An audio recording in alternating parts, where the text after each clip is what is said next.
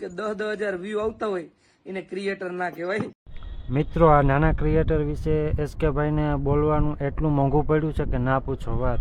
એટલે જ આપણે કહેવત છે ને કે 100 વાર વિચારવું અને 1 વાર બોલવું, કેમ કે બોલેલા વેણ પાછા નથી આવતા.